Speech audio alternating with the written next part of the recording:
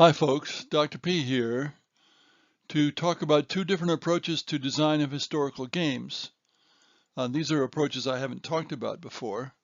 I have talked about the puzzle versus game aspect, but this is different.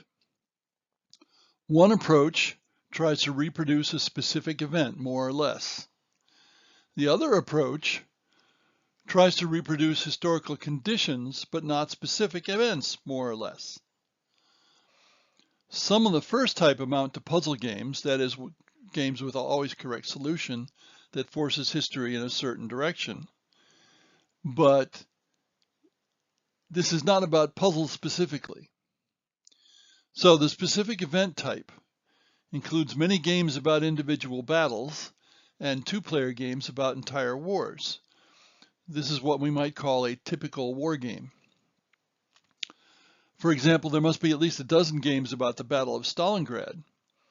There's several about Jutland. There are many about World War II, two-player I'm talking about here. And in the current war game ghetto, as I call it, the first type is very much in favor and may lend itself particularly well to solo play. And solo play is very big in war games these days.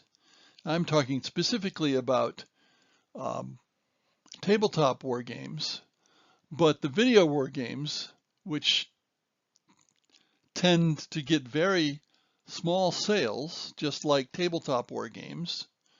And I'm not talking about Hearts of Iron, and I'm talking about actual war games. Hearts of Iron is a resource management game.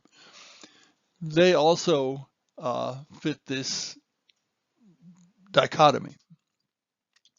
The second type reproduce conditions but not events. There are some extremes of this type, such as Risk, Diplomacy, and Stratego, which represent history but poorly, especially Risk. Chess and checkers might be included as a courtesy, but there's no representation of war there. Most conditions games represent warfare, sometimes better than the event games, but don't model a single event. For example, I have a prototype, Mandate of Heaven, which is about the events following the fall of a dynasty in China. But it's not a specific dynasty. It's the general what happens, the chaos of it. It's a very, very good, in my opinion, and in the opinion of playtesters, a very, very good strategic war game without overt chance. It does not use dice. But it's hard for me to sell it to somebody because it doesn't have a specific historical event behind it. And that's the problem with conditions games. Because they don't have specific historical events, it's hard to sell them to publishers because the publishers are looking at sales, and sales involve stories. Large-scale games such as Britannia's in its time scale and some World War II games in geographical scale lean toward this type, even if they're depicting some historical event. Now think about fantasy and science fiction games. They are necessarily of the conditions type because there's no history. Unless they're based on specific intellectual property, such as the War of the Ring from Lord of the Rings, where there is a history. So the game War of the Ring is based on a specific fictional war, which brings it closer to the first type. Multi-sided games tend strongly to be conditions games because actual history rarely sees three-sided warfare, let alone more than that. Of course, sometimes the early diplomatic competitions before a big war, as in before World War II, are multi-sided, but rarely do they resolve to two sides for that war.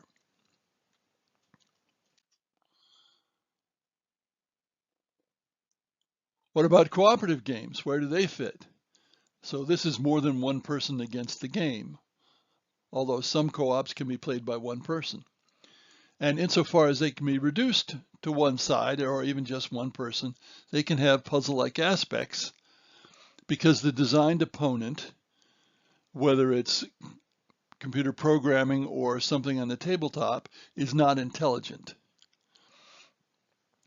They often become conditions games almost inevitably, though, because of the vagaries of chance in that opponent and the chaos of multiple players, whereas purely solo games may lean the other way. I strongly favor the conditions games, and that's perhaps partly because after studying warfare, I have a PhD in military history, I recognize that games in warfare are opposites. So I try to make really interesting games with warfare as a kind of background, but they are primarily about generalship and not so much about warfare. And of course, there's a great deal more to warfare than generalship. Of course, there are other ways to see two extremes in historical games, especially war games. For example, some people think the purpose of historical games is to teach history. Not me. To me, they're interesting intellectual exercises.